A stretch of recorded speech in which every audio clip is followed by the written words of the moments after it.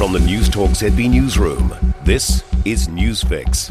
In this update, Ukraine's President Volodymyr Zelensky has outlined an updated peace plan, calling it the main framework for ending the war with Russia. The 20-point proposal replaces an earlier 28-point plan.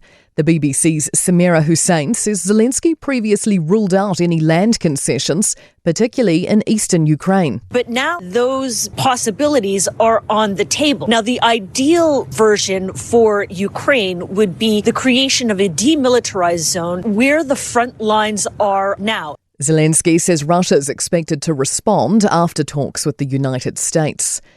Freeview setting up a backup system to improve reliability after a global broadcast fault disrupted several channels this week. The problem was from outside New Zealand, but additional fixes yesterday coincided with a localised transmission issue in Canterbury.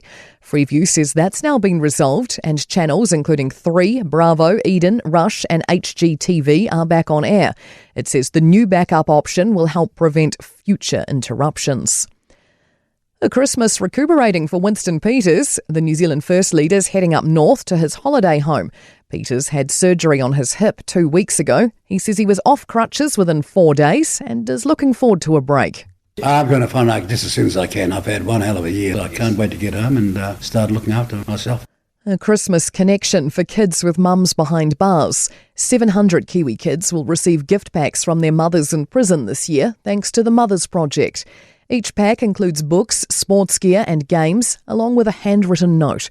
Founder Stacey Shortall says it's important these children feel loved on Christmas as they also experience the consequences of their mother's imprisonment. They become perhaps victims in other ways, and just a reminder that they're loved notwithstanding the distance, and brings some happiness into what otherwise might be a sad realisation that mum's not with them. That's news. To sport, and England cricket captain Ben Stokes is accepting the criticism after a disastrous Ashes series loss with 2 games still to play.